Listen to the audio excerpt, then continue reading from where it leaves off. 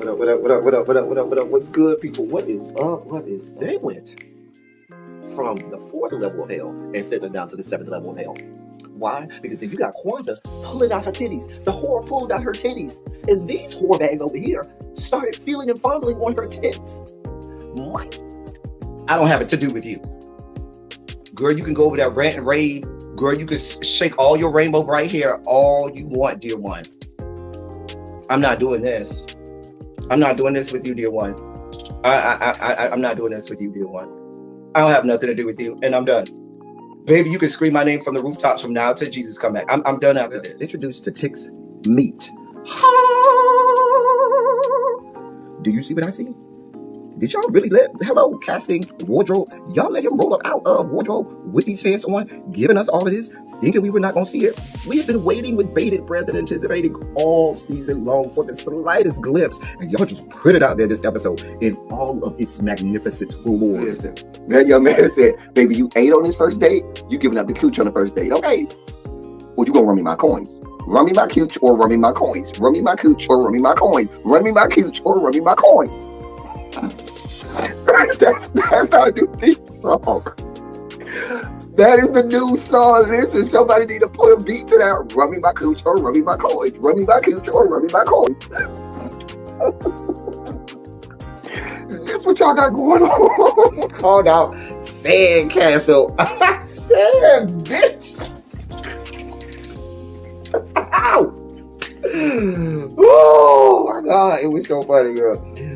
Ooh, baby, listen, let me tell you something. This shit started to turn into the precursor for some gay porn. That's what I thought it was. Because Big T is getting all, the voice starting to go deeper and get a little more wet and moist and sentimental and all this shit. And it was real gay at this point. Like, I thought the bitches was gonna, I thought Lil Murder was gonna turn Big T around and do him like he did Uncle Cliff and do the grease it up with City Lou and ran right in there.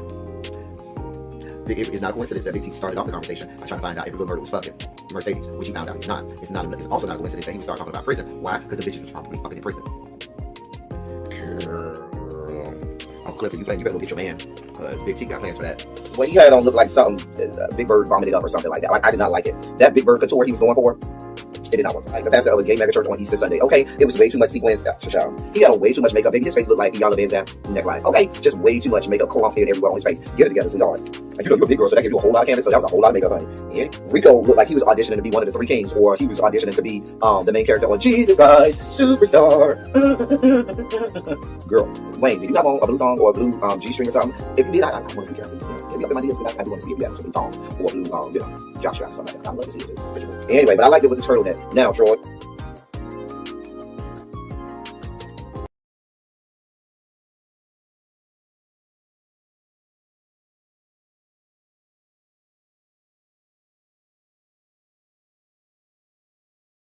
Never fear, I am here. I am here. I am here. I am here. Welcome to Run Your Mouth. I am L Teddy 27 here today to give you all of the news, politics, and stories that have been happening while you were away at work, at your usual avocations, and doing the things that you do. It's Thursday, February 12th, and I don't know if this is good news or bad news, but we have a light dossier. I don't. It's never a good thing when we have a light dossier. You people don't know how to act. Whenever I announce that we have a light dossier, you people don't know how to act. We'll see how we make it through.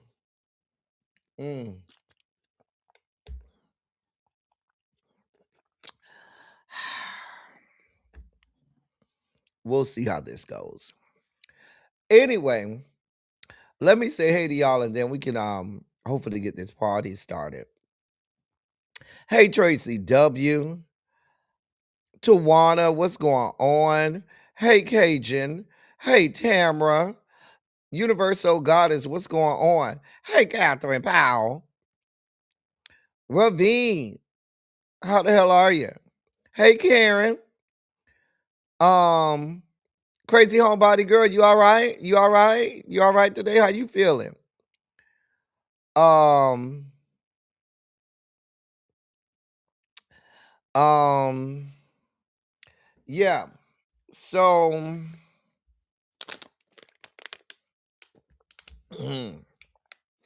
plans are underway. Definitely coming up with a plan. And we'll be ready to unsheath those plans sooner than later. Just get your monies ready. And I told y'all, lock down August 7th through the 10th. Just lock it down. Just be prepared. August 7th through the 10th. Save your monies. We are plans are being made. We're gonna have a good time. It's gonna be a field trip. Uh-huh. We are absolutely the class is going on a field trip. The class is going on a field trip. Where's Catherine Powell? Catherine Powell. You drop back down, Catherine Powell. Let me tell you something, Catherine Powell. I want to see you. So you better come, Catherine. I want to see you. So if you don't come, I'm gonna be real mad. Real mad. Mm-hmm. Anyway. Um, yes. Ravine, you ain't gonna have that far to go, okay? Yes, Miss Cruiser. We're not going on sea. We are gonna be on land. Catherine, be ready to come. We going to New York City, August 7th through the 10th. The class is going on a field trip. A field trip. Okay. We'll have the permission slips and everything to get signed and everything. Okay. Don't worry, we're getting the permission slips ready, making sure all of the activities are checked. But we're definitely, in all seriousness, we're definitely going to make some announcements in the coming weeks because we want to get some confirmations so that we can lock down numbers for hotels and other events that we want to have. So we definitely want to get those numbers locked in so we can lock in hotels and venues and other excursions and events. Yeah, Simera, ain't you up there in New York? Simera, you coming with us?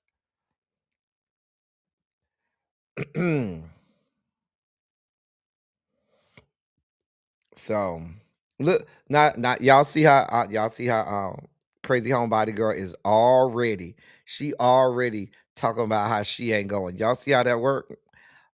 See how that we ain't even finalized everything yet, but she already telling us she ain't going. Insert side eye here.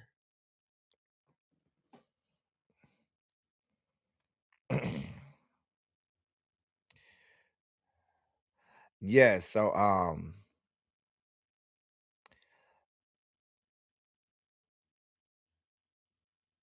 oh, okay, okay. But for those of us who will be there, a time will be had by all. A time will be had by all. Hmm. I mean, we're gonna do it. We're gonna do it like only we can. Already making some preparations. Don't want to give anything up yet. But Universal God is you know you don't have a choice. You know you don't have no choice. Hey, Candace F.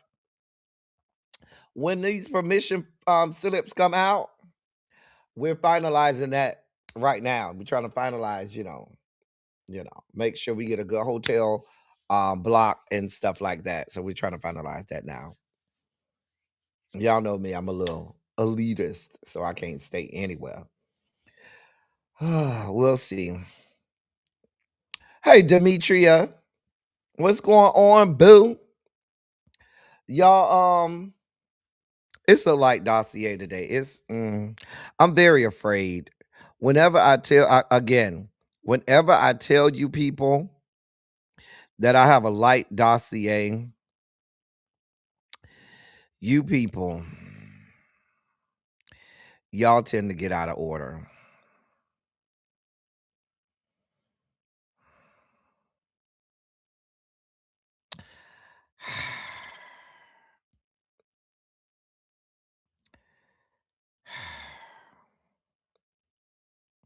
While I'm thinking about it,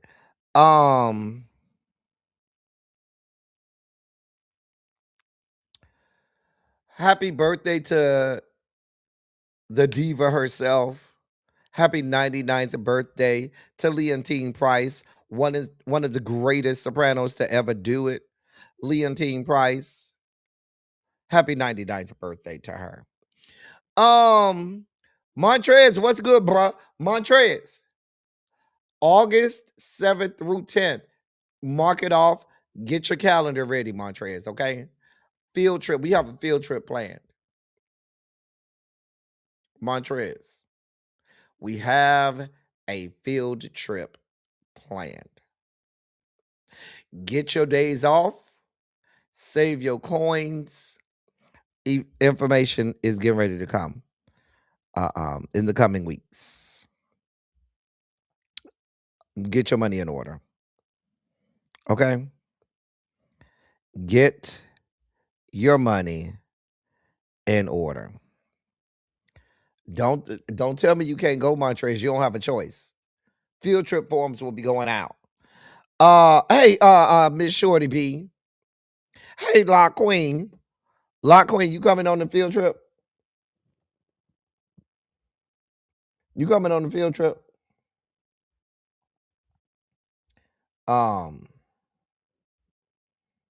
I'm just saying. Are you coming on the field trip?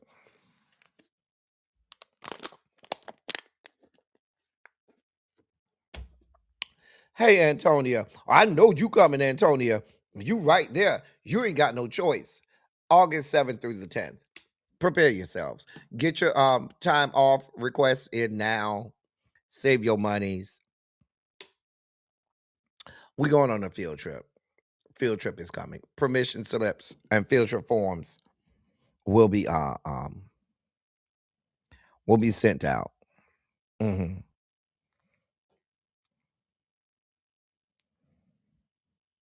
I'm just saying. Anyway, I think we ready to get this party started. Y'all ready to get this party started? I was while I was making my way here. Hey, Terica, what's going on, Terica? We already have a field trip planned. We going to New York, Antonia, August 7th through the 10th. Get your calendars prepared. You can celebrate with us, La Queen. See how that works.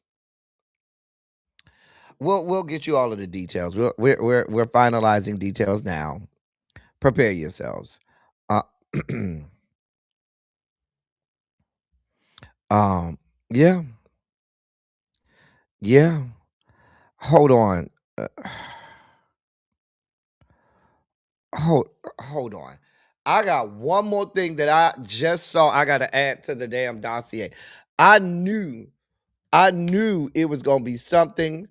Ooh, ooh. I knew.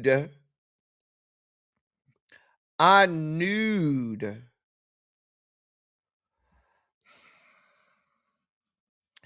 I knew.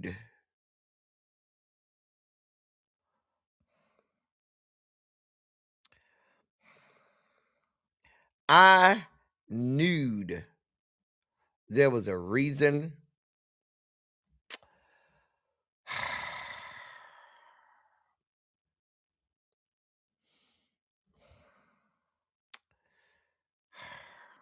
I knew. I knew good and hell well.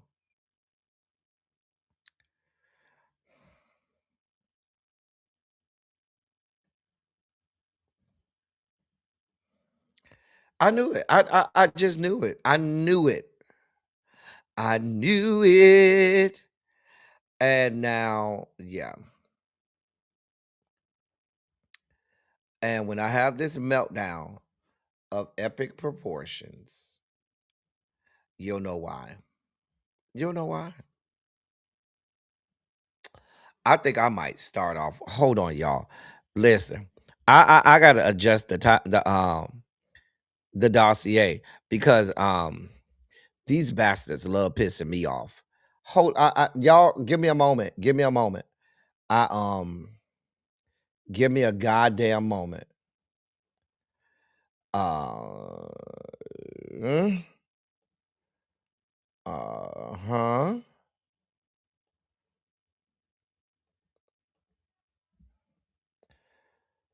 Uh-huh.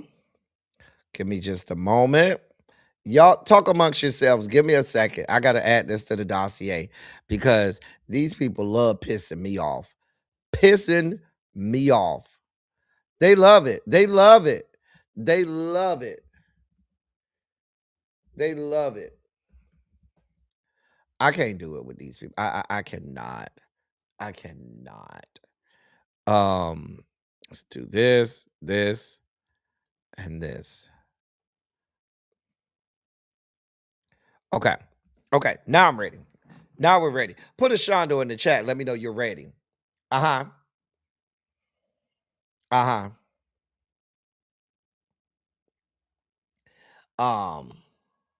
Yeah, just go ahead and put a Shondo in the chat and let me know you're ready to get this party started. These people have lost it. Hey, Miss Kiki. Terica, you know you got to come. You and LA got to come too. Don't even ask no questions, Terica. You and my dog LA got to come. Don't leave him at home. Oh, come on, Dirty 30. Well, hit me up behind the scenes so we could talk about some things because I'm working with some of the other New York delegation to finalize some plans. So yeah. You know what it is? You probably do. You know you stay on top of these things.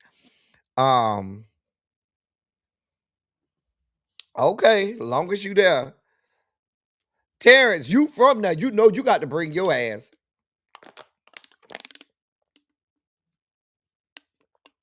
Hey, Janae.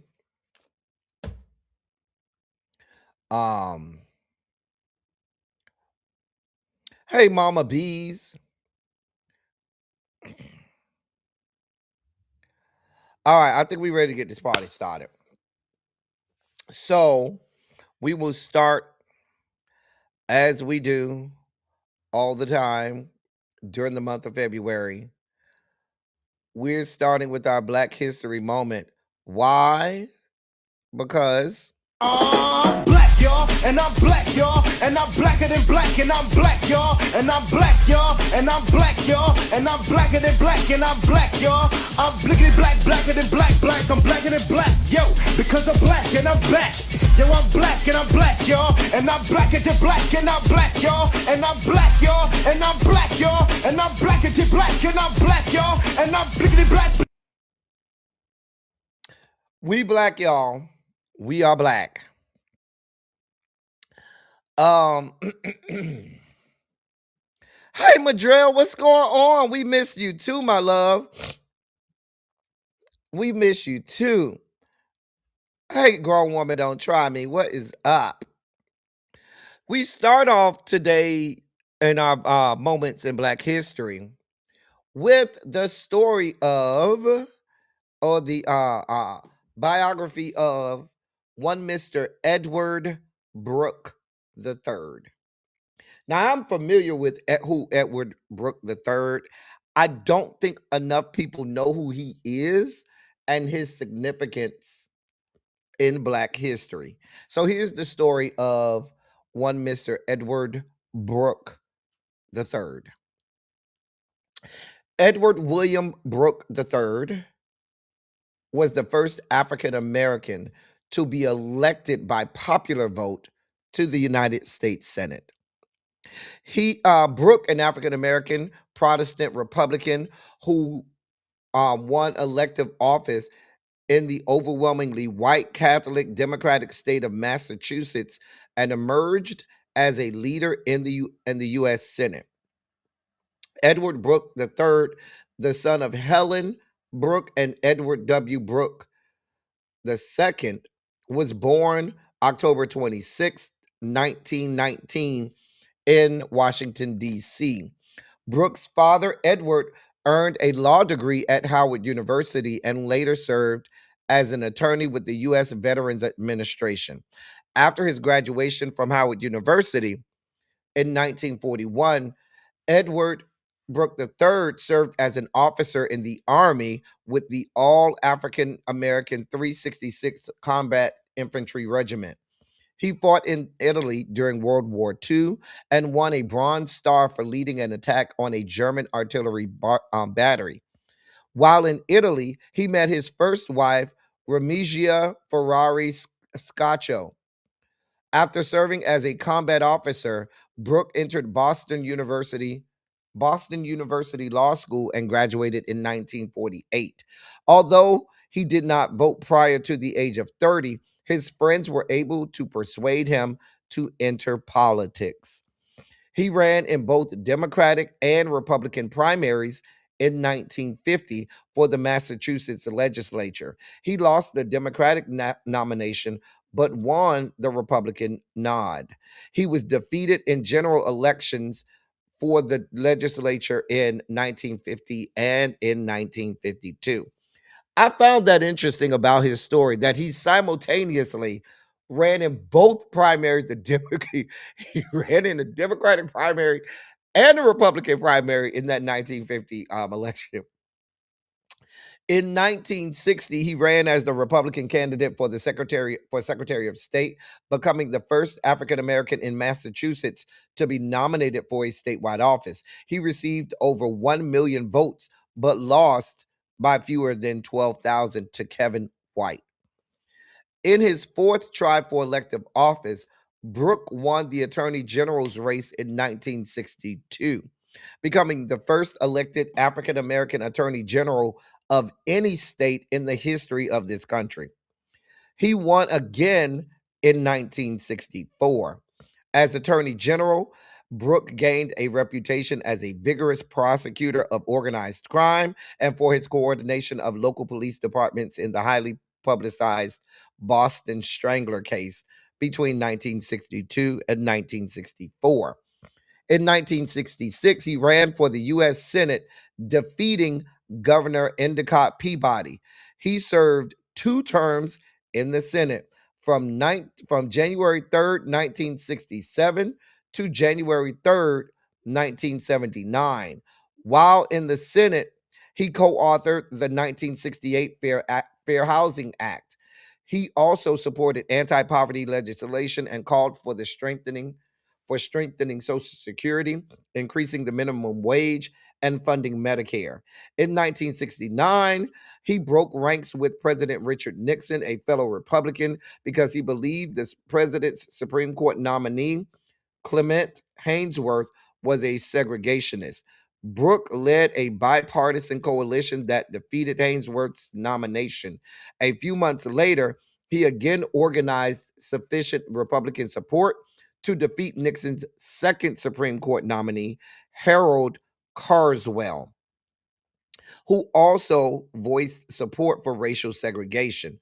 On November 4th, 1973, Brooke became the first Republican to call on President Nixon to resign because of the Watergate scandal. Brooke divorced his wife in 1978 and married Ann Fleming in 1979. He wasn't playing around. After leaving the Senate, he practiced law in Washington, D.C. In 2004, he was awarded the Presidential Medal of Freedom by President George W. Bush. And in 2009, he received the Congressional Gold Medal.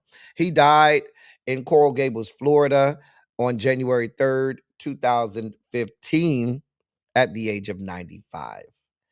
And that is the story of Edward Brooke. Now, let's be clear. Although most of his political career he was a Republican, what people have to understand about him is he was a Republican during the time when most, I shouldn't say all, but most blacks were Republicans. And he was already in the Senate during the time you saw the great migration of black people moving from the Republican Party to the Democratic Party. And you went from the old school Dixiecrats, who were the segregationists, who were the racists, who supported the Ku Klux Klan and racism and the Strom Thurmonds of the world, and there was that big party shift where those Dixiecrats then started to become Republicans, and the Republicans started to become Democrats, and there was that realignment of the political parties during the time that he was in the U.S. Senate. I would venture to tell you, most people who tell you they know African American history probably can't tell you who this man is. Mhm. But Edward Brooke and his story is very important to African American history and politics in this country. So and most people uh, uh um don't know his story. So that's the story, Edward W. Brooke the third. All right. Our next moment in African American history is the story of the Cincinnati riots of 1829. The Cincinnati riots of 1829. Let's get into this one. Racism and economic tensions fulminated in Cincinnati, Ohio in August of 1829, resulting in white violence against African Americans over a 2-week period in August 17th through the 22nd. White mobs estimated at times at 200 to 300, led by Irish immigrants, invaded the riverfront area where African Americans lived with the avowed intent to drive them all out of the city. The mob burned shelters and homes and assaulted a number of individuals. African Americans fought back, but the attacks persuaded many in the black population to evacuate Cincinnati. A number of them immigrated to Canada to a community they named Wilberforce. Those who stayed behind attempted to rebuild their lives, but experienced further white assaults in 1836 and beyond. Causes for the violence were rooted in racial animus exacerbated by competition for jobs.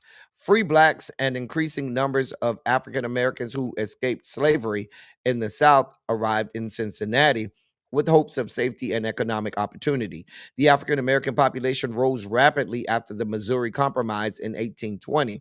A surge of migration from 1826 to 1829 swelled the numbers of African Americans about 10% of the city's population. Many of the new arrivals were poor and illiterate and had to construct flimsy shelters along the riverfronts. There, they competed for wage labor jobs with poor whites and especially Irish immigrants. Pay attention to that. Cincinnati whites expressed alarm at the growth of the black population in the city, especially those deemed indigent. City leaders invoked the Black Act of 1807, a state law which had been installed to limit African American migration into Ohio. It required that new black residents to provide a $500 bond guaranteeing their solvency and economic self sufficiency. City leaders, encouraged by a recent Ohio State Supreme Court ruling that supported the use of so called black laws, revived this act and began enforcing it on new African American arrivals in the spring of 1829. Although white leaders did not expel African Americans, the measure was designed to limit future migrants. Local African American leaders such as James Charles Brown were well aware of white efforts to control their population. There was already considerable immigration settlement African Americans there was already considerable immigration sentiment, among African Americans for forming independent self governing communities farther west or in Canada. In June of 1829, Black community leaders sent two agents, Thomas Crispus and Israel Lewis, to Canada to buy land and secure permission for a settlement.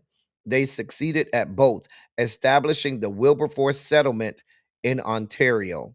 However, on June 30th, the Cincinnati Daily Gazette printed a notice warning that the city would rigidly enforce the Black Act of 1807 within 30 days. All Black residents must enter into bond by that time or face expulsion. They was going to throw them out of the city. The Black population understood that warning as a threat of mob violence. James Charles Brown appealed for 3 additional months before enforcement was to begin, and placed notices in the Gazette informing the white population of the progress of the Wilberforce immigration. Nevertheless, from the night of August 15th through August 22nd, white mobs estimated at up to 300 people rioted in the 4th Ward, where the majority of the city's 2,250 African Americans lived. The mob destroyed businesses, burned residences and other structures, and assaulted Black residents. Initially, city police did not intervene, but eventually both white rioters and Black residents were arrested. In the end, more than half the African American population in Cincinnati left. A majority ended up in surrounding towns. A number of family groups emigrated as they had planned to Canada, with some settling in the Wilberforce settlement. And that is the story of the Cincinnati riots. Now, what's so interesting about this riot in Cincinnati in 1829, it was led in a large part by Irish immigrants, the same Irish immigrants who white people did not like and they saw just as dirty or they saw just as inferior as Black people. But Irish immigrants thought that they could have more rights to land in Cincinnati than Blacks and African Americans. So they led the riots. And by them doing that, that established them within the white community. And because the white people wanted to get rid of Black people anyway. And so that upped their political and social status in the area by leading the charge to force Black people out. hmm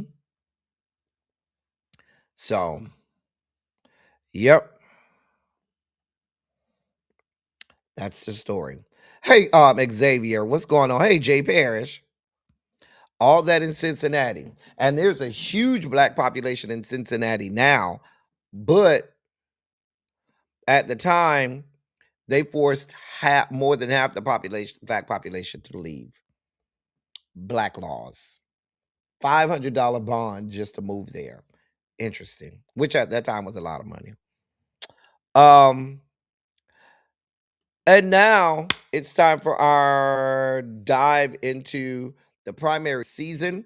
It is primary season. Today, we are going to the great state of Mississippi. And Mississippi has their primary on March 10th, less than a month away. Less than a month away is when they are having the primary elections in the great state of Mississippi. So we're going to look at the Senate race. Cindy Hyde Smith is the current senator out of Mississippi whose seat is up for grabs. Hey, Twin Flames. Hey, Jason, what's good, bruh?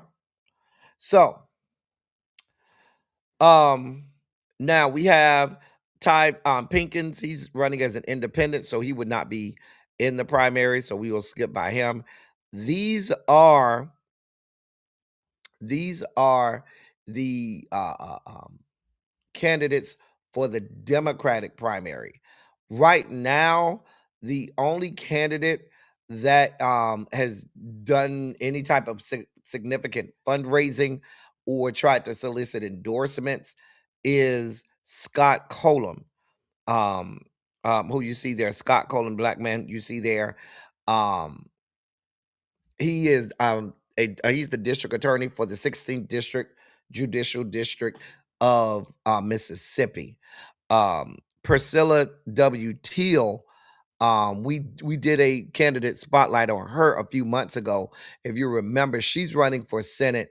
She is the cousin of Emmett Till. If you remember, we did a candidate profile on her when we did a candidate profile on all of the black women running for U.S. Senate. She doesn't have a lot of endorsements and hasn't raised a lot of money. She's a teacher. Excuse me. And then we have Albert Littell, who is a U.S. Marine Corps veteran. He has not raised, I don't show him having raised any money either.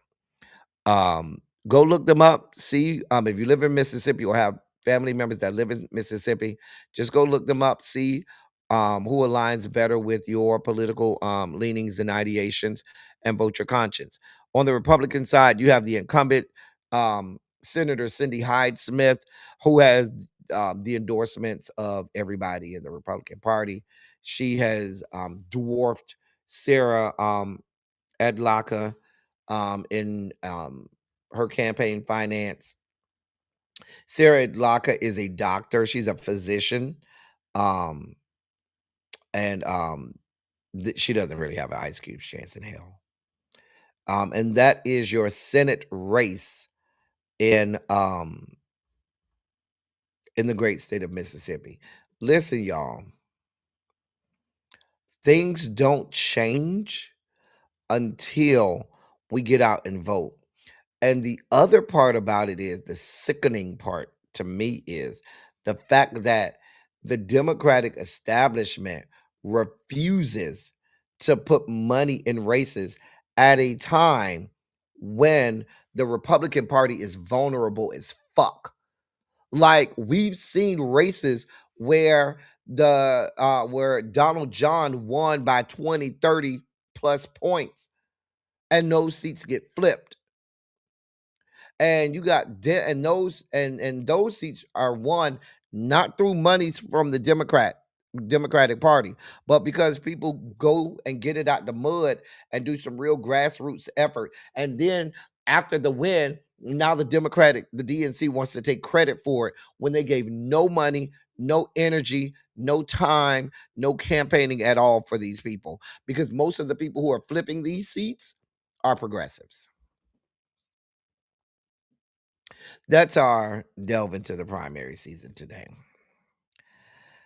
I wonder if Chimera really guessed what I wanted to add to the dossier. So, with that being said, ladies and gentlemen, non-binary, gender-conforming members of our audience, I bring to you the late, great Larry Myers to help us usher in our Sugar Spike segment.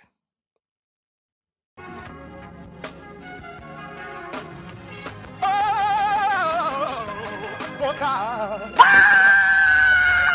You see, this is the part that I like. Major sugar spike. So loved the world, I want to fight. That he gave, his only begotten son. Major sugar spike. And shall believe Major sugar spike. they shall not perish, but have everlasting life. Taste the biscuit. Jesus. Thank you, Larry. Hey, D. D, we coming to New York. No, it's not about the SAVE Act. I'm not going in on the SAVE Act until it gets past the Senate, which it won't. So I'm not going to waste my time on the SAVE Act until it gets past the Senate. But y'all really be trying to save this young man. I don't give a fuck. And he is my good frat brother. Now, we could talk about Henry Cuellar. And now, we talked about Henry Cuellar the other day. The fact that the Democratic establishment is putting money into his campaign. But before I get there, Hakeem Jeffries, the minority leader in the House, is telling his caucus that he doesn't want any disruptions during the upcoming State of the Union by your president.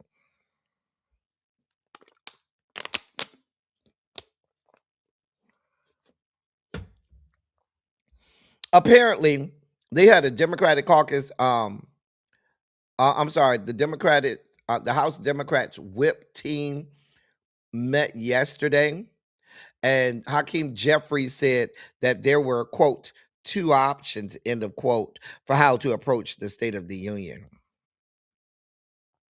The first option, lawmakers can boycott the event and not come. And the second option is they can sit in, quote, silent defiance, end of quote, which is what he said he preferred.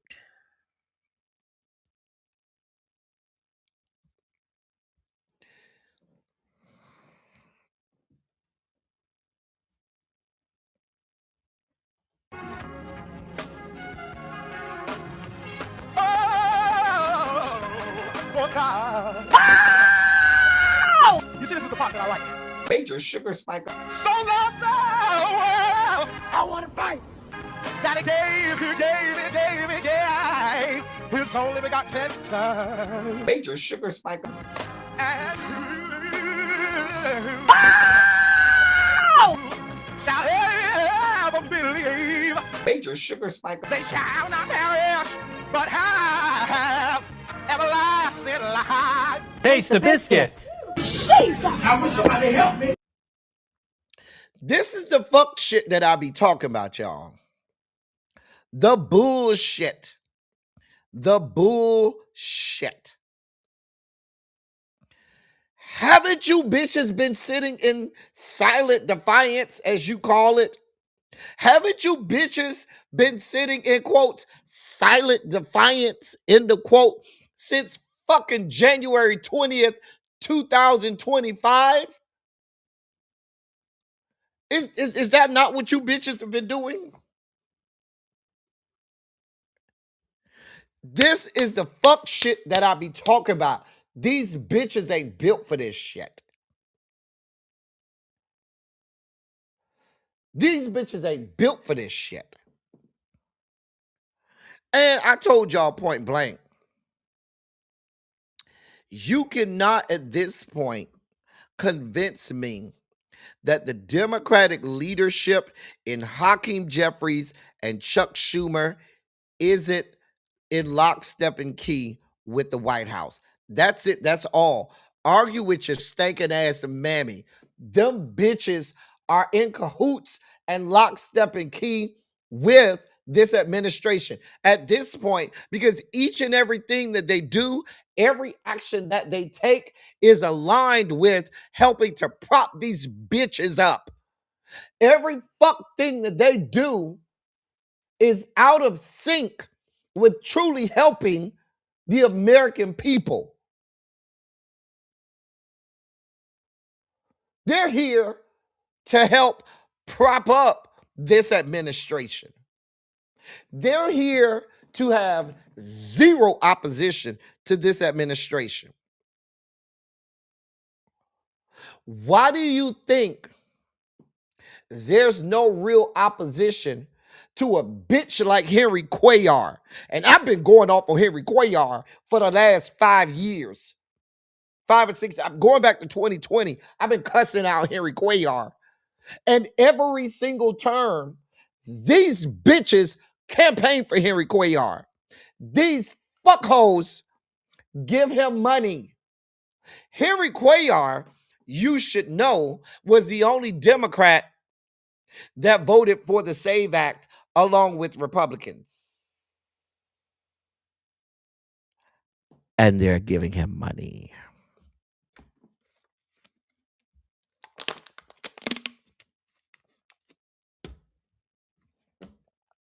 I'm not going to hold you.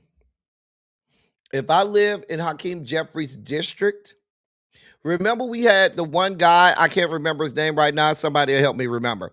Remember I announced the guy who said that who was on the New York City Council, and he said that he was going to run in the primaries against Hakeem Jeffries, and then magically he said he wasn't running anymore. If that's how you feel, bruh, we don't need you.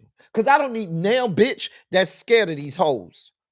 You should have stood on your fucking business, let your shit hang, and said, I don't give a shit how many phone calls y'all make.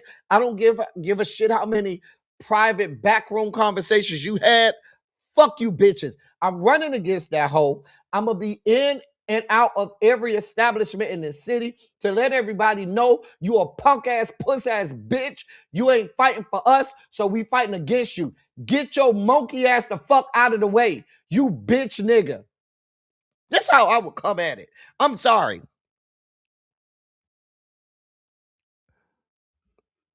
I'm just saying. Hey, Ajoba, like Xavier, you at this point cannot tell me that Hakeem Jeffries and Chuck Schumer are not working for this administration. All of this raggedy ass pussyfooting shit and all, you know, the only times, let's be real clear, they only put up just enough opposition so that they could keep the carrot in front of the horse and keep you people that continue to say, oh, vote blue and nobody else, you know. This gonna come out harsh. I'm just gonna say it. I'm gonna say it. Y'all gonna be mad? Go ahead and be mad. Go ahead and be mad. Go ahead and be mad. At this point, I cannot argue with anybody that votes third party. I have no argument. I'm not going to argue with you. Why wouldn't you?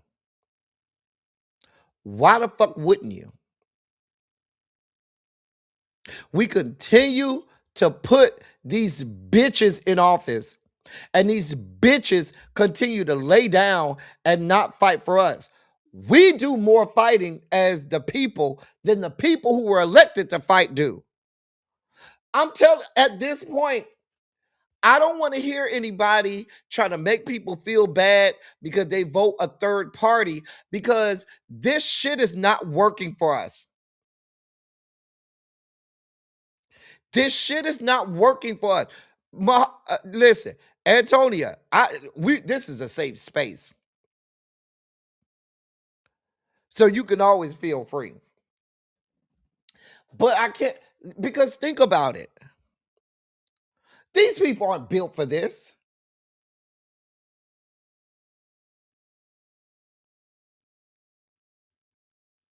They're not.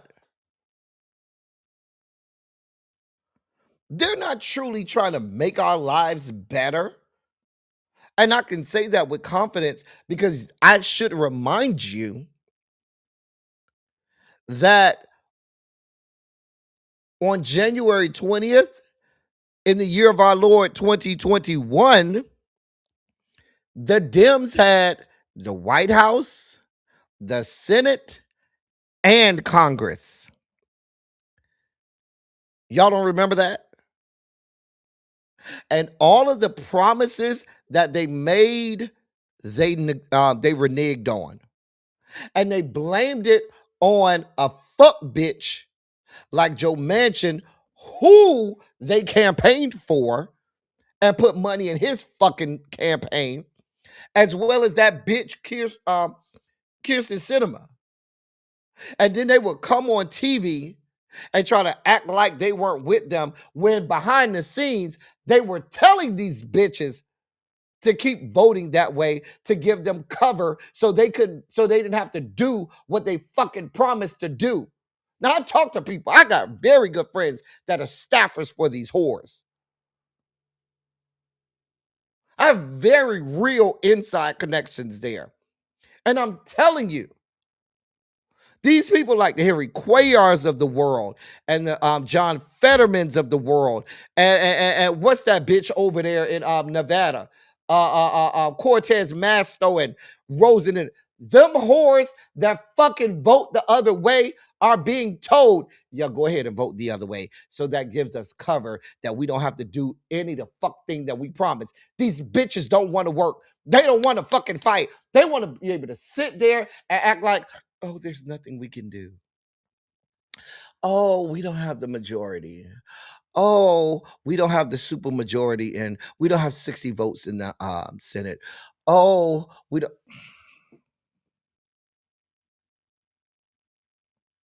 Meanwhile, when the human teenage mutant ninja turtle, Mitch McConnell, was in power, he didn't have 60 votes either. And that bitch got everything he wanted. Everything he wanted. Hey, Harold.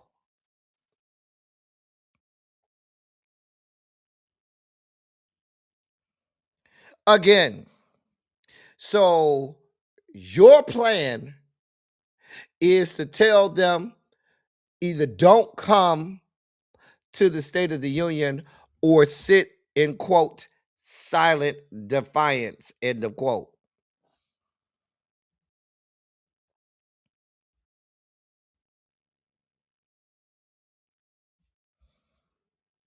Hey, Uncle Jay. This is the fuck shit that we got going on.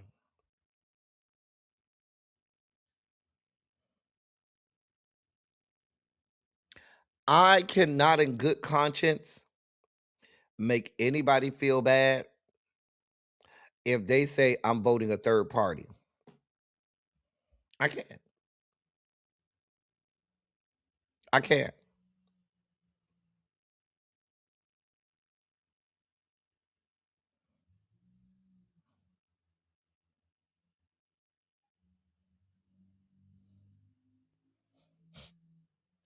I'm just saying.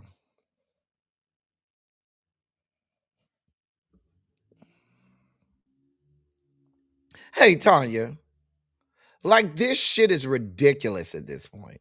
When I read that headline, the shit was sickening.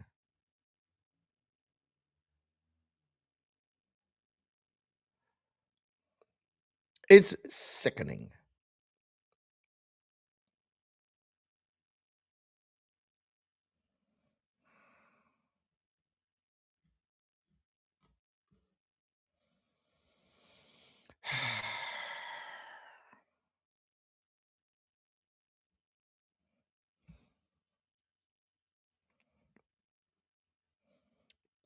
I,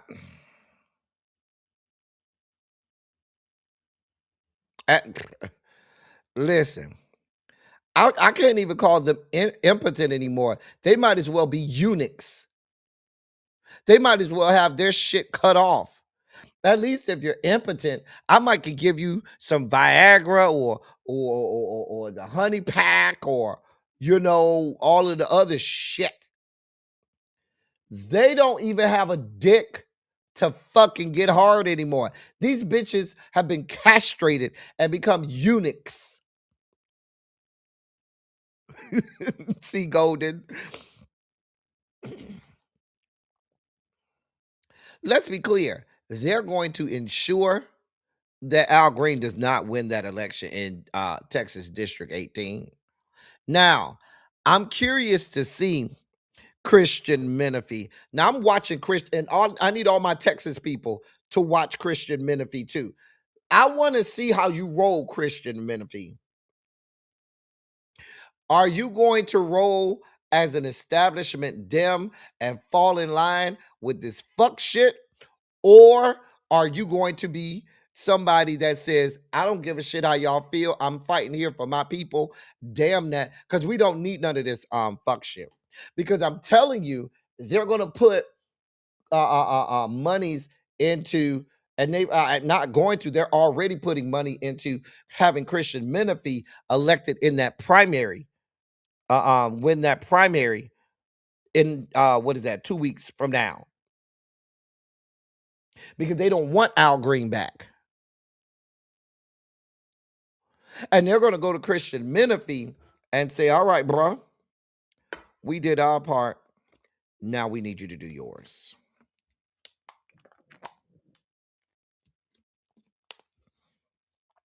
Is he going to bend the knee? Like, I got my eye on Christian Menifee. I got my eye on him. I really want to see what his voting record is. I really want to see. But yeah, these people are, and let's be clear, Hakeem Jeffries gets millions upon millions of dollars from the same corporate entities and the same PACs that the Republican Party does. Go look it up. Some of the same entities that give money to Donald, that gave money to Donald John, and some of the staunchest Republicans are the same ones that give money to Hakeem Jeffries and Chuck Schumer. And all they want to do is keep their pockets lined. They don't give a damn about us. So don't look for us to have any loyalty to you. You ain't shit.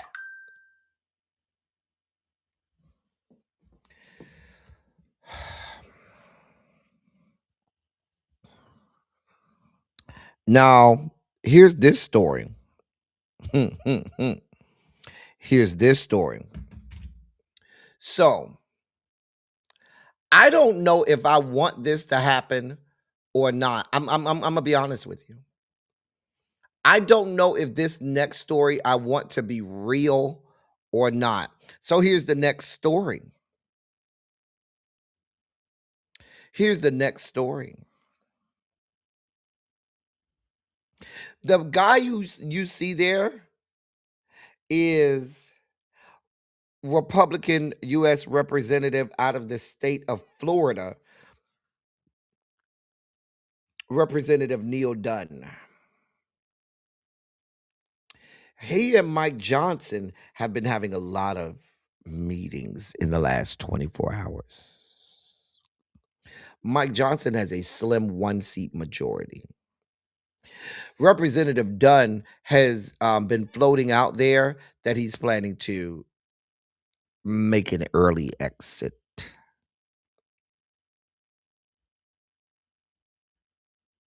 Right now, Republicans can afford to lose no more than one vote on party line issues.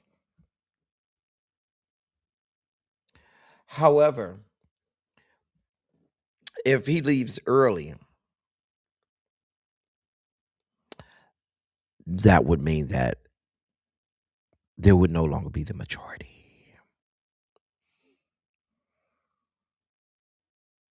Now, let's be clear. There is a primary coming up in March. I forgot, a special election coming up in March. I forgot that is expected to go Republican. I can't remember. It's gonna come to me. Which whose seat that is. Somebody will look it up. Samira, look that up and tell me who's somebody's special election is coming up next. next month. But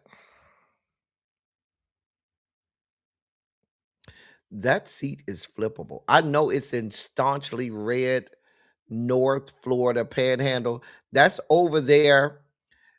This seat is over there by Little Baby's in Little Baby's area. Because if I'm not mistaken, I'll have to check with Little Baby. I believe this is the air. This is that area just west of Tallahassee. So just west of Leon County and things like that. Going over there toward areas like around the area where it goes the time zone switch from Eastern time Eastern to Central. So it might be Marjorie Taylor Greene. See, it might be. Hey, Miss Felicia. But yeah, it's that area. Going all the way from the Gulf all the way up to the Georgia border. And I think it's right outside of I think it might start in Gadsden County. It might start over in Gadsden County. And let me pull it up for you. Hold on.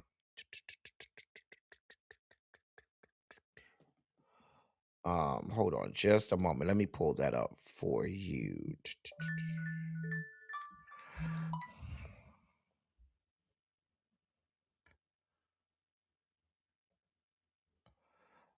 All right. Actually, it includes Leon County. I was a little off. So here is the that district. So you're talking about Leon County, where Tallahassee is, Gadsden County. So you're going all the way almost to the West Gate. That includes area like Destin, areas like Crestview. I believe that no, because Crestview I think is Okaloosa County, but Panama City is in that full wall. I believe looking at this map, it may cut off just before Fort Walton Beach, because Fort Walton Beach is probably somewhere around here in the Walton County district. But this is a huge area all the way from Madison County, which you don't want to get caught in. This is a red area. The parts that make this winnable is the huge vote in Leon County in Tallahassee. And then you have a huge black population in Gadsden County around the area of Quincy and so forth. So that's this area. The area is very winnable. It in this climate right now, it can be flipped. It can absolutely be flipped. Now, Speaker Mike Johnson has been taking him to dinner and trying to get him to stay around a little while longer. And bruh is like, now they haven't said exactly why he's planning to leave so abruptly. I'm guessing it may have something to do. He may be having some health issues. Mm-hmm. Mm-hmm. But they're saying he plans to step down. He had already announced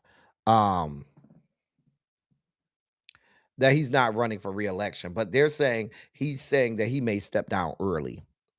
So I'm guessing that if he's planning to step down early like that, and he's already announced he's not running for re-election, he may be having some health issues and things like that.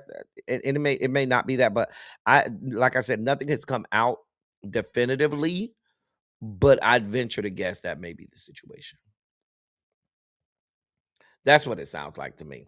So the reason I said I don't know how I feel about that, I at this point want no parts of Hakeem Jeffries having any amount of leadership. I damn sure don't want him. And I know some people going to say that, oh, that's not good, El Teddy. He would be the first ever black Speaker of the House. Fuck that. Bitch ain't doing shit for nobody anyway. I don't want his ass going to Speaker of the House. fuck that and fuck him. Anyway, we'll monitor the situation. In other news coming out of Congress, well, DHS is on its way to a shutdown because the Senate blocked. They tried to they passed the House for them to do that funding gap for DHS, Department of Homeland Security. The Senate said, hell no, we ain't here for it. The Senate Dems. Now they need 60 votes in the Senate. They won't get it. Even though John Fetterman, who's a deranged lunatic, John Fetterman did vote with the Republicans and voted to continue to fund DHS, but the remainder of the Democrats said, "Yeah, no, we're not. Yeah, no, we're not having that. Yeah, we're not having that." I think the vote was actually 52 to 47. So yeah, it will affect 260,000 federal employees. Mm-hmm. Mm-hmm. Um,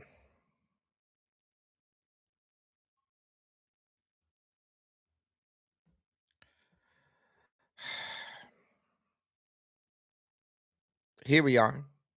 We'll see how it goes. In other news, now y'all could choose to believe this or not. I don't believe these people. I don't believe anything coming out of these people's mouths. That would be Tom Homan, your alleged border czar, even though that's a fictitious and made up position and doesn't exist, but whatever you want to call yourself. He announced that they were ending the immigration crackdown in Minnesota.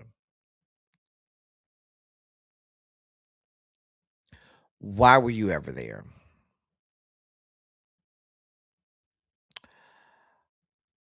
I don't know that I believe them. I don't ever believe anything these people tell us. So if they tell me that they're ending this, my thought is these bitches are lying. I ain't gonna hold you. If they tell, oh, we're leaving Minnesota, bitches be lying. I don't believe it.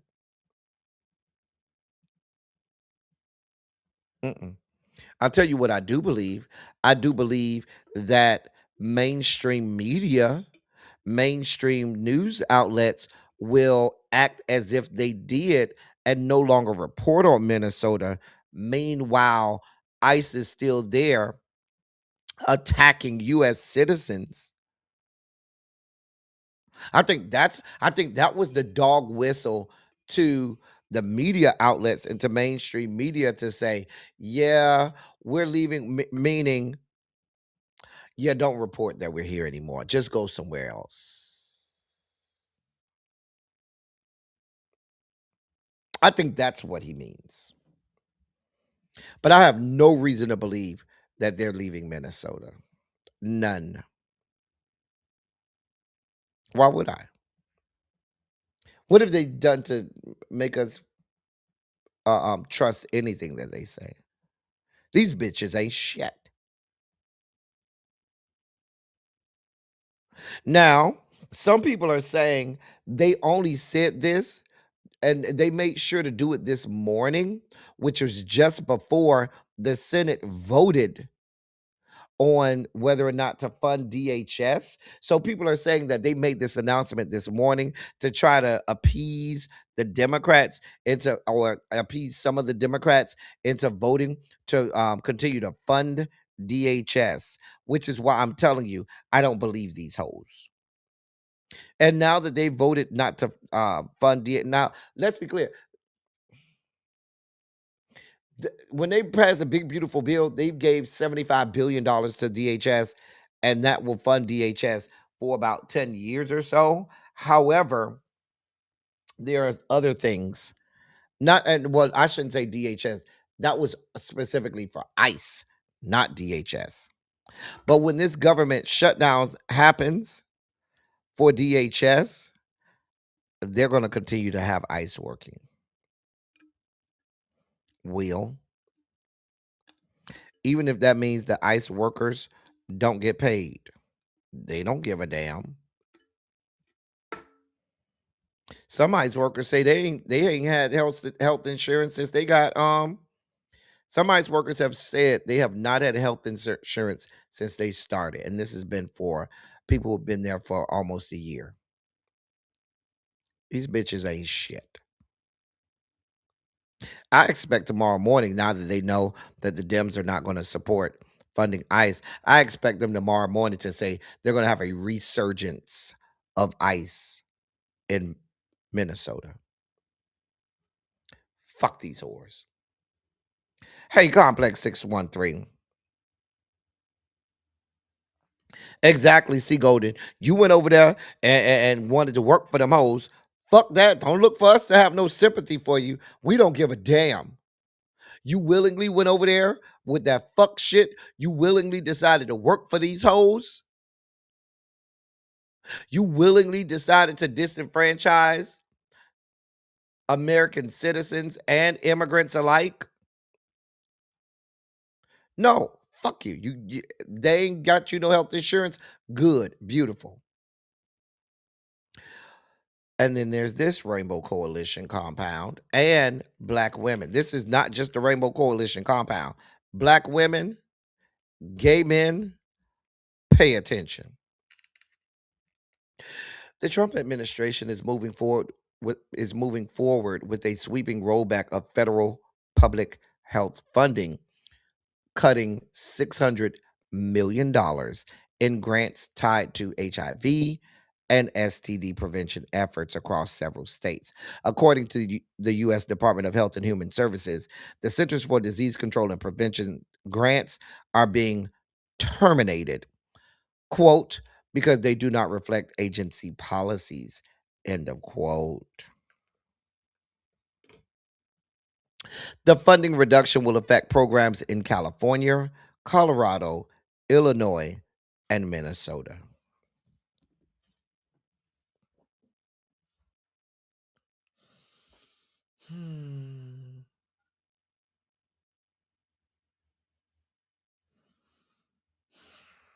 Oh, let me say that again.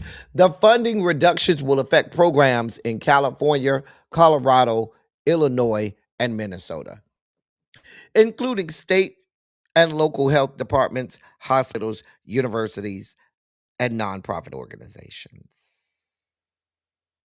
You should also remember that I announced that the great state of Florida was cutting HIV funding and with ADAP so that people can now no longer get their HIV medications.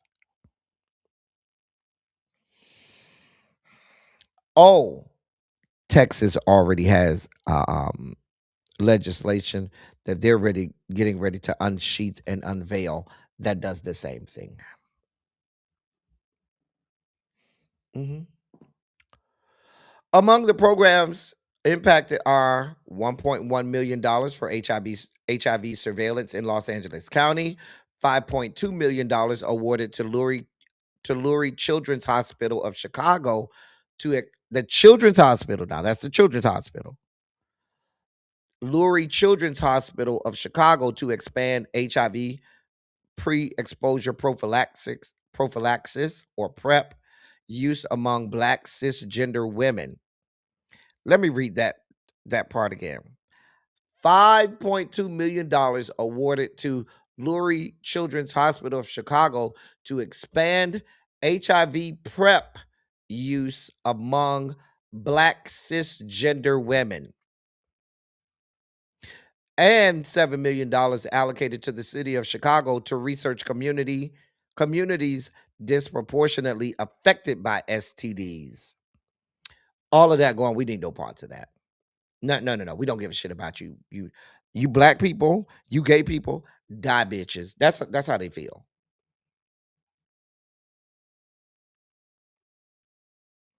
hmm Now, they said that this move follows earlier actions by the administration, including the cancellation of dozens of HIV related research grants by the National Institutes of Health in March of last year. They are still considering eliminating the CDC's Division of HIV Prevention. That's a real thing. On the table is the elimination of the CDC's Division of HIV Prevention.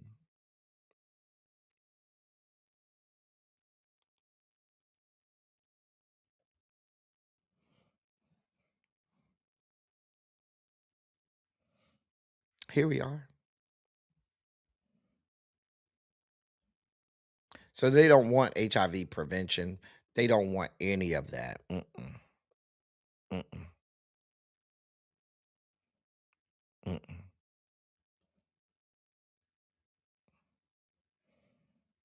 Mm-mm.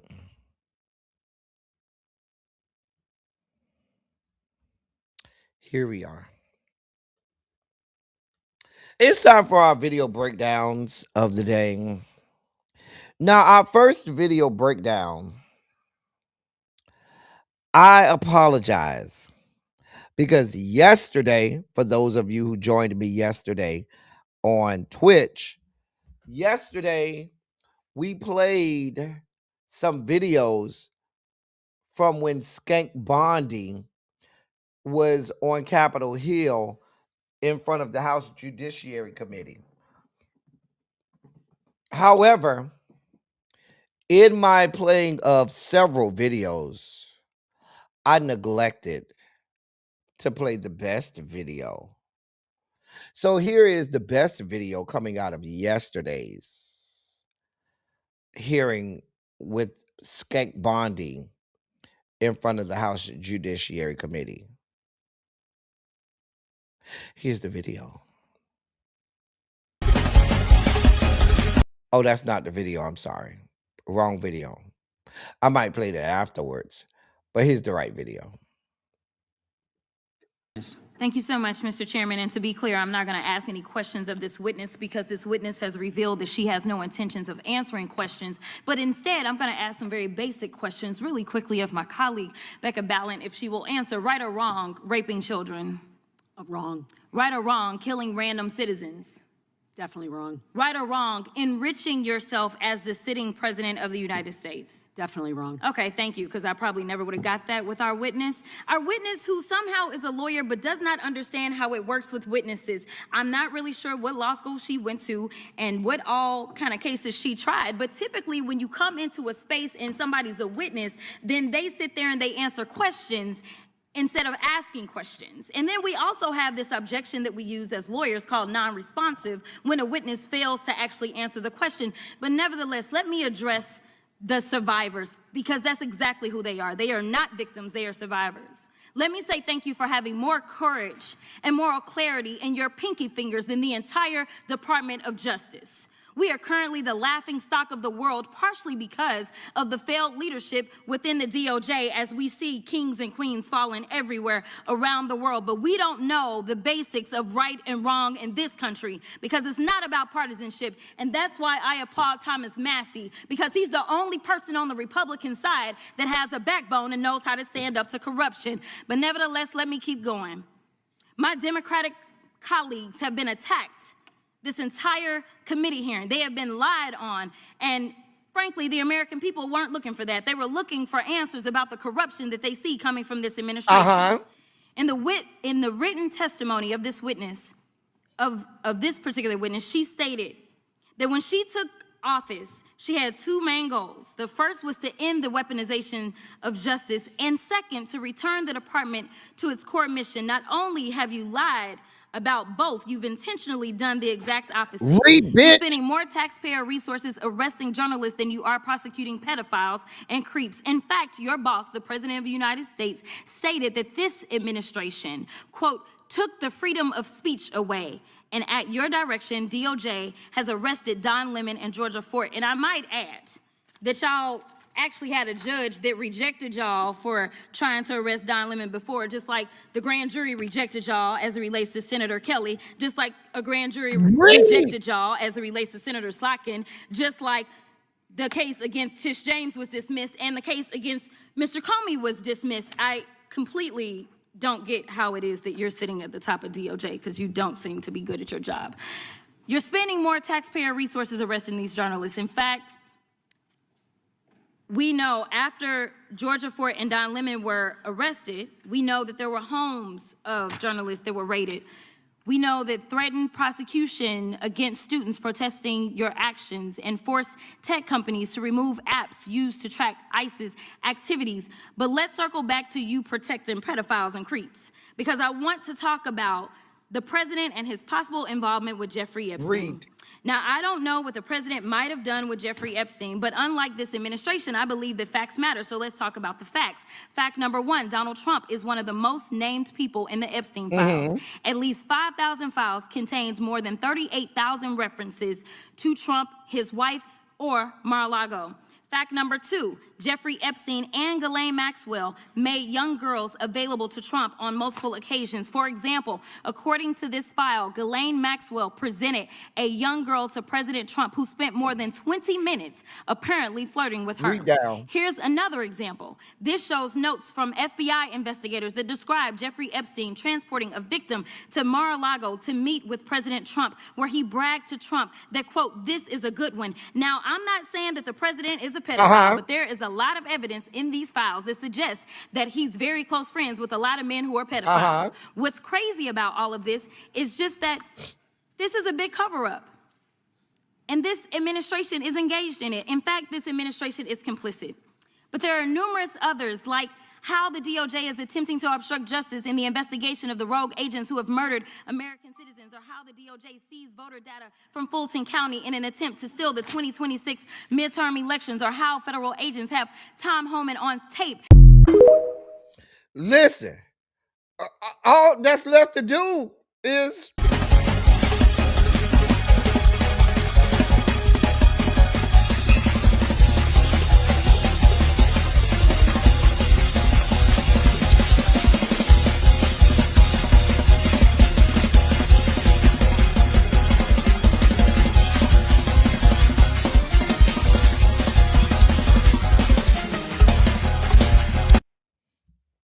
we don't need nothing else. We ready for the benediction. Read down. Hey, Miss Bay Thing. Read down. Hey, New Jones. Hey, boo. I'm just saying. I was with her. Baby, since you're not going to answer my questions and you're going to try to attack me, baby, I'm not going to even give you the opportunity. Let me say what the fuck I got to say, because I don't want to hear your stinking ass. I was here for all of it. Was. Baby, I'm not going to let you play with my time. This is my time. I was here for it. Here for all of it. I feel hey!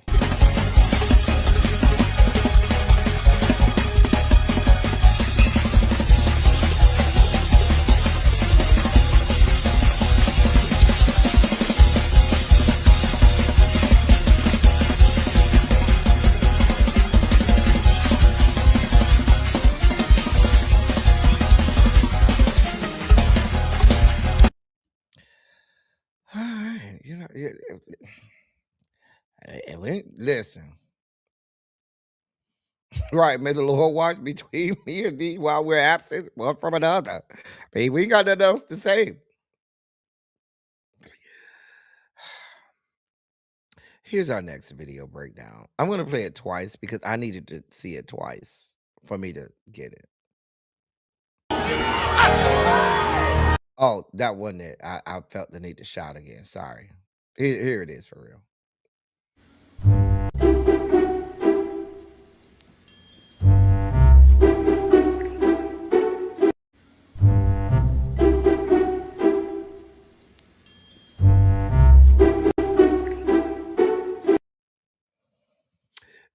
me the second time, but then when I read it the second time, I said, oh. Hey, butterfly. I was like, oh. Oh.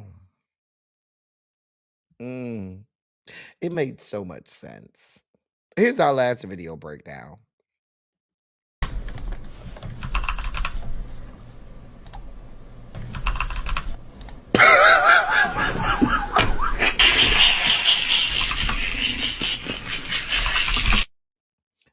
That's Xavier, people. Xavier, you probably went to school with that young man. Let me show him again, Xavier. I know you went to school with him.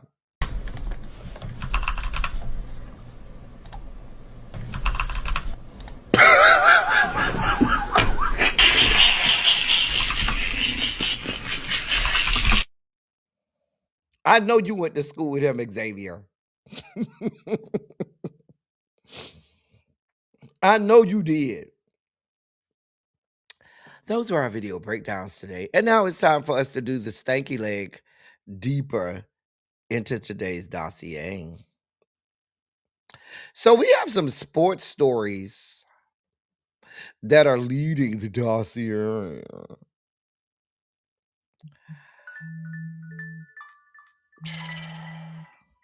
And why all of these people are bothering me.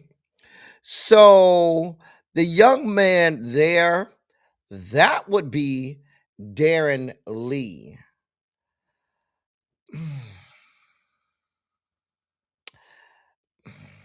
Let me read this to you.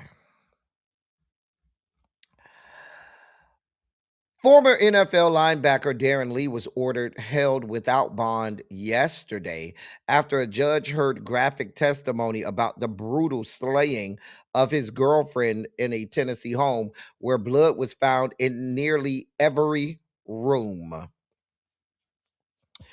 Lee, a first-round draft, 31 years old, a first-round draft pick by the New York Jets in 2016. He faces charges of first-degree murder and tampering with evidence in the February 5th death of Gabriela Carvalho Perpetuo at a rented home in Utewa, a Chattanooga suburb. Prosecutors have indicated they intend to seek the death penalty, citing the case's eligibility for capital punishment under Tennessee law due to aggravating factors such as the severity of the violence. There's another factor here, but I'll show you that other factor in just a second. We'll show you the other factor in just a second. Anyway, Hamilton County Sheriff's Office deputies responded to a 911 call for CPR assistance at 2 Snow Cone Way, where they found Perpetuo's body on the living room floor. She was wearing pants but no top, according to court testimony. An autopsy determined the cause of death was blunt force trauma with injuries including severe brain trauma, a broken neck, widespread bruising, a large bite mark on her shoulder and thigh, and stab wounds to her legs. Detective Brian Lockhart described a chaotic scene during Lee's bond hearing in Hamilton County Criminal Court. Blood was detected, quote, in just about every room, end of quote, including on walls, floors, staircases, handrails, and a vehicle in the garage that tested positive using a chemical agent. Investigators also noted a shattered microwave, scattered glass throughout the home, empty alcohol bottles, and cleaning supplies like bleach wipes, and a spray bottle upstairs. Lee, who was at the scene when authorities arrived, told deputies Perpetuo suffered from narcolepsy and may have fallen in the shower. Prosecutors called this explanation inconsistent with the evidence. Lee's passport was found in a bag containing clothing and personal items inside a BMW in the garage, raising concerns about potential flight risk. District Attorney Cody Wamp argued against bond in highlighting Lee's prior convictions. He was on probation already for aggravated assault with a deadly weapon. With the deadly weapon charge in Florida, which he violated by moving to Tennessee without permission. He also had a 2023 guilty plea to domestic violence charges in Ohio, where records show he pushed a woman and punched her multiple times. Judge Torrey Smith denied bond, ruling he posed a significant danger to the community. No plea has been entered, and a trial date has not been set.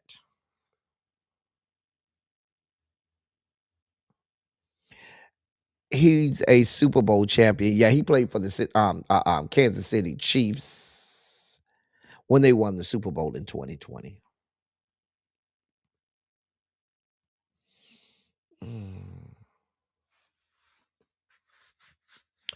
Uh-huh. Oh, but y'all want to know the other reason besides the gruesomeness of the murder for them to seek the death penalty? Anybody notice the other reason? I'll just sit that there. I think you'll figure that out.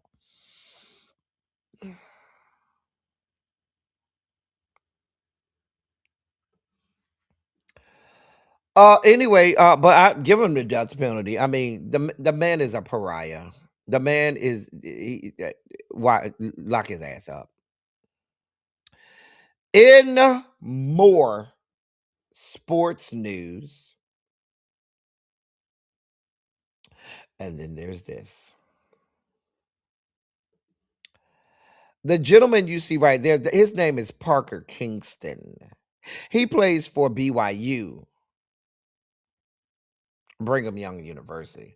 According to a report from ESPN's Kyle Bonagura, the Washington County, and that's in Utah, the Washington County Attorney's Office said yesterday that BYU wide receiver Parker Kingston has been charged with one count of first-degree felony rape and is being held without bond.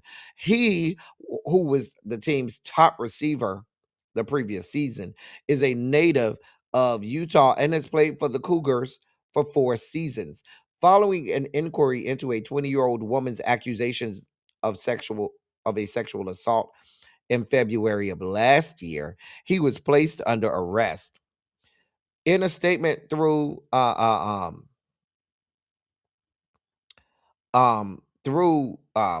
himself, the football team said, quote, BYU became aware today of the arrest of Parker Kingston. I'm sorry, this is a statement not through Kyle himself. This is a statement that the university made to ESPN's, not through Parker, but through Kyle Bonagura, who's the reporter from ESPN. I wanted to make sure I got that right. This isn't Patrick Kingston making this. This is the ESPN reporter, Kyle Bonagura, who BYU made this statement to. They said, quote, BYU became aware today of the arrest of Parker Kingston. The university takes any allegation very seriously and will cooperate with law enforcement due to federal and university privacy laws and practices for students. The university will not be able to provide additional comment. End of quote. Parker Kingston's court date is set for this Friday. He showed up on the scoreboard during Saturday's BYU men's basketball game with his alleged fiance. I'm sure he'll be given a bail. I'm sure. Anyway, in other news, I'm about sick of these bitches right here. I ain't gonna hold you. Kandi says that Todd is living rent-free in her guest house amid their bitter divorce and is not paying a dime in rent. I promise you I don't care. Now, in the court document, she said he ain't paying shit. He ain't offering nothing. He's not contributing financially at all to the home, and he's not doing anything to take care of the kids. They going back and forth, back and forth, back and forth. Baby, We don't care, Kandi. We told you not to get with his bitch ass a long time ago. You ain't want to listen. You wanted to go over there and get with him. We don't care.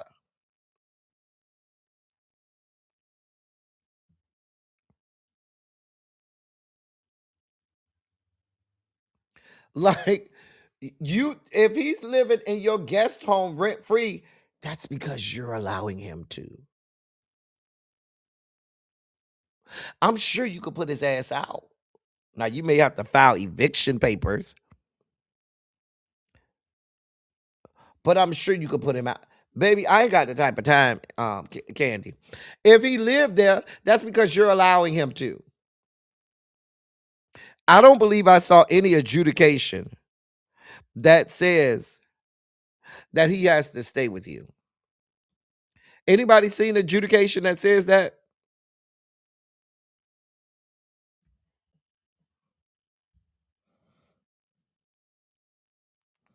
I'm just saying. Even if it's marital property, she doesn't have to allow him to continue to stay with her if they file for divorce. That's not how that works.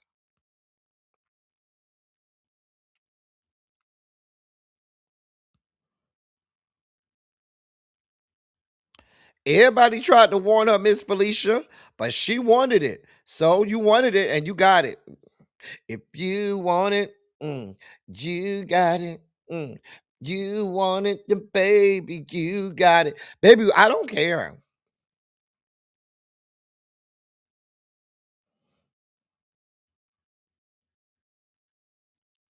Why are you on the grounds? Get out, get off my property. Goodbye. Go live in that. Did he ever sell that apartment in New Jersey? Did he have an apartment up in his own name in New Jersey? Could he go live up there? Or did he sell that property? I don't really care. I really don't give a shit. Kandi, the people tried to tell you he wasn't shit. But here we are. Kandi, Kandi, that hair is not doing you no favors. I don't like this hair. I feel like it's real nappy. Oh, speaking of hair, don't forget we have a new wig. Wig 2.0. We got the new wig from the cruise. Wig. We got a new wig. Wig. We have, ladies and gentlemen, a new wig. She came from the cruise. Me and Tracy got her on the cruise. That's the new wig. Wig.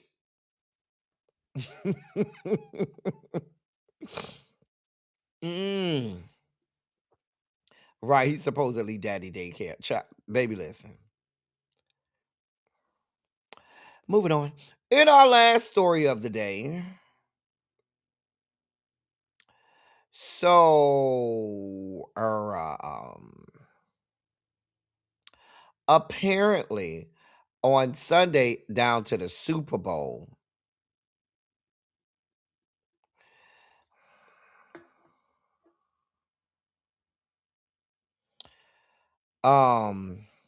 they're saying that there's a video with Stefon greeting his family and friends before the Super Bowl, and Cardi B got mad because one of the people in his family and friends section was some chick named Pre, who apparently Offset cheated on Cardi B with.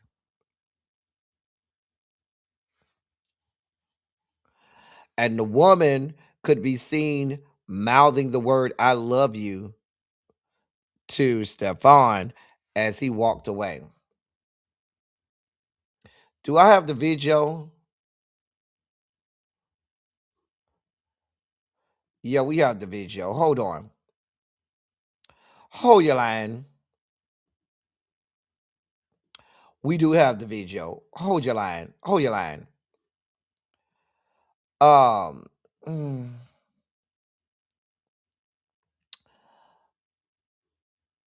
What did I just do with the video? What did I just do with the video? God damn it. I just lost the damn video. God damn it. Hold on. Hold on. Let me get the video. God damn it.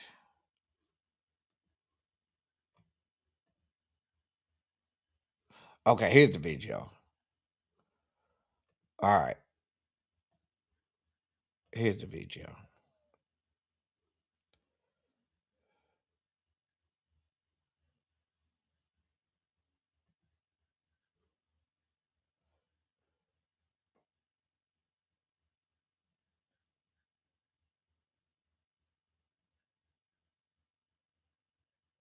So that was the girl.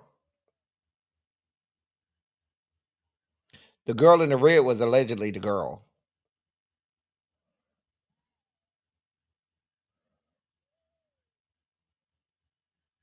The girl in the red was allegedly the girl. I'm going to play it again because they're saying the girl in the red is the girl.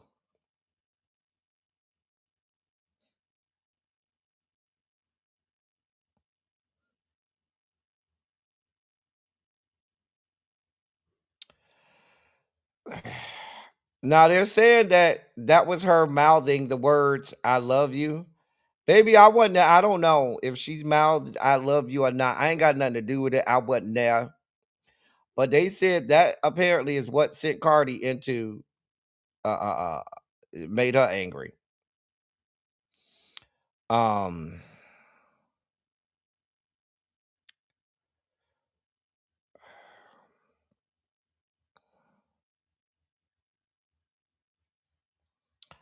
I don't know.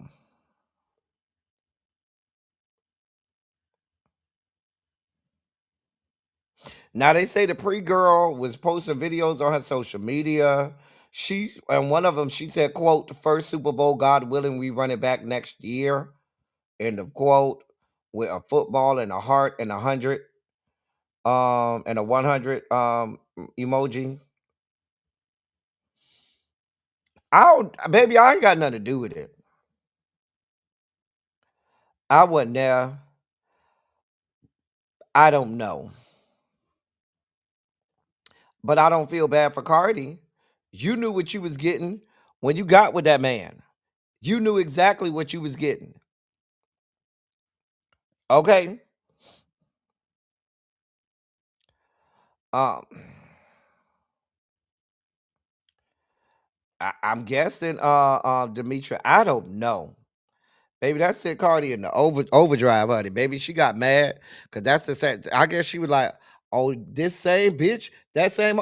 You knew your raggedy ass husband was cheating on you left, right, and sideways. I don't know what you mad about now. You knew Stefon was cheating on you left, right, and sideways when you got with his ass, and now all of a sudden you mad. Oh, girl. Oh, girl.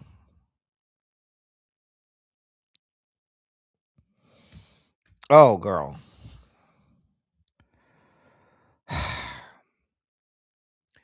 I don't care, Cardi. I don't. I don't feel no types of ways about it. That's the dossier for today. I ain't got time for Cardi and whatever she got going on. That's the dossier for today. Let me see if Really B got a let me see if Really B is already set up for her live so we can go over there. Because listen, you make stupid decisions and you have stupid outcomes. Why you want us to feel any type of sympathy or feel any kinds of ways about it? I don't see no I don't see no I don't see no live set up for Really B, so she may not be going live. I mean, we don't care.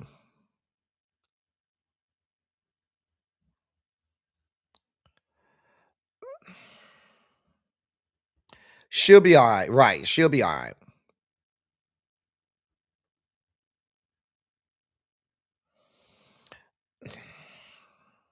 Anyway, I don't see a live setup by Really B, so I'm not sure if she's going live tonight. I don't see one set up, even though she may have one later. I got to get out of here. I got some stuff to do. I will not be here this weekend. I do have to travel this weekend.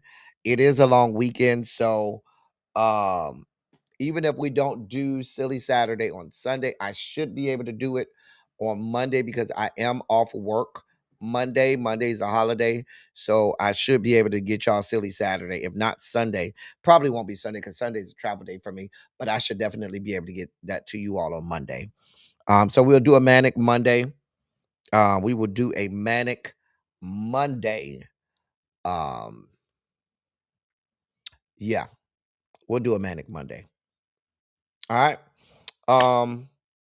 So I'll be out tomorrow, Saturday, and Sunday. As I always say, I love y'all. I love on y'all. Thank you all for being vocal, present, and active. Thank you for doing what you do. Thank you for any and all contributions that you make to the channel. They are much obliged. They're much appreciated. I got some errands to run before because I got to go out of town in the morning. So I got to go run some errands tonight before I go out of town in the morning. Y'all know we'll be back and we'll do a Manic Monday on Monday and make it do what it do. I will miss you as well, Ravine. That's all I got for y'all. Until next time, thank y'all for coming. Y'all drive safely. I'm out. I love y'all. I'll see y'all next time.